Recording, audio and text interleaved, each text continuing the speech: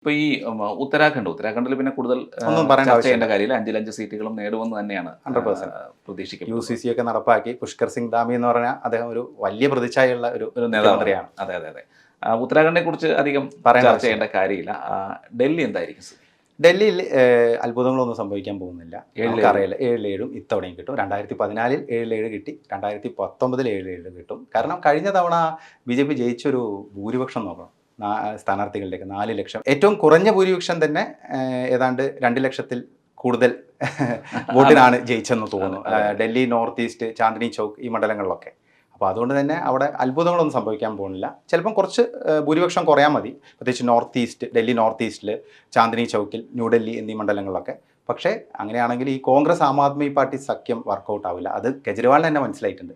കെജ്രിവാൾ എന്തോ പറഞ്ഞു തോന്നുന്നു. അതെ, തോൽവി സമ്മതിക്കുന്ന മട്ടിലാണെന്ന് തോന്നുന്നു. കോൺഗ്രസുമായുള്ള സഖ്യം വെറും BJP മാറ്റി നിർത്താൻ വേണ്ടി മാത്രമാണ്, അല്ലാതെ ഞങ്ങൾ കോൺഗ്രസുമായിട്ട് സഖ്യം ആഗ്രഹിച്ചില്ല. കോൺഗ്രസിനെതിരെ അഴിമതി ആരോപിച്ചുകൊണ്ട് വന്ന മുഖ്യമന്ത്രിയായിരുന്നു. അത് കഴിഞ്ഞ് തിരിച്ച് നേതാവായിരുന്നു. അത് കഴിഞ്ഞ് തിരിച്ച് ആം ആദ്മി പാർട്ടിക്കെതിരെ മധ്യ കുംഭകോണത്തിൽ ആദ്യം അഴിമതി ആരോപണം ഉന്നയിച്ചത് കോൺഗ്രസ് ആണ്. ഡൽഹി ഘടകമാണ്. അതെ അതെ. അരവിന്ദ് സിംഗ് ലോലി ഇപ്പോൾ BJP എത്തി. അതെ അതെ അതെ. ഹിമാചൽ പ്രദേശിൽ 4 സീറ്റുണ്ട്. എന്തായിരിക്കും സ്ഥിതി? ഹിമാചലിൽ 4 സീറ്റിൽ 4 ഇത്തവണയും BJP ജയിക്കാനാണ് സാധ്യത. ടഫായിട്ട് നടക്കുന്ന ഒരൊറ്റ മണ്ഡലത്തിലുള്ളൂ, മണ്ഡിയിൽ. കങ്കണ റണൌട്ടും വിക്രമാദിത്യ സിംഗും മത്സരിക്കുന്ന ആ മണ്ഡലം. പക്ഷേ നമുക്കറിയാം വീരഭദ്ര സിംഗിൻ്റെ മകൻ, നിലവിലെ PCC പ്രസിഡന്റ് പ്രതിഭാസ് സിംഗിൻ്റെ മകൻ, മന്ത്രി കൂടിയാണ്, സംസ്ഥാന സർക്കാർ സുഗു സർക്കാരിൽ മന്ത്രിയാണ്.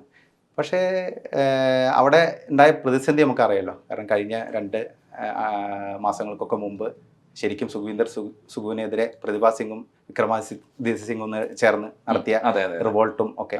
ഇപ്പൊ അദ്ദേഹത്തെ നിർത്തിയിരിക്കുന്ന തന്നെ എനിക്ക് തോന്നുന്നു മിക്കവാറും കാലുവാരാനാണ് സാധ്യത. കാരണം ഈ സുഖുവിന്റെ ഗ്രൂപ്പ് മിക്കവാറും കാലുവാരാൻ സാധ്യതയുണ്ട്. അതുമാത്രമല്ല, ഇതിനൊപ്പം നിയമസഭാ ഉപതെരഞ്ഞെടുപ്പുകൾ കൂടെ നടക്കുന്നുണ്ട് 6 സീറ്റുകളിലേക്ക്. അത് ഇതിന്റെ, അതായത് കോൺഗ്രസ് സർക്കാരിന്റെ ഭാവിയെ കൂടെ നിർണ്ണയിക്കും. അതെ, അങ്ങനെ ഒരു ഇതും കൂടെ ഉണ്ട്. ഒരു വോളറ്റൈലായുള്ള സിറ്റുവേഷനിലാണ് കോൺഗ്രസ് നിൽക്കുന്നത്. അപ്പോൾ അതുകൊണ്ട് അവിടെ ഒരു വിജയമൊന്നും സാധ്യമാവുമെന്ന് തോന്നുന്നില്ല. വൻ ഭൂരിപക്ഷത്തിന് കഴിഞ്ഞ തവണ BJP ജയിച്ച മണ്ഡലങ്ങളൊക്കെയാണ് ഹിമാചൽ പ്രദേശിലുള്ളത്.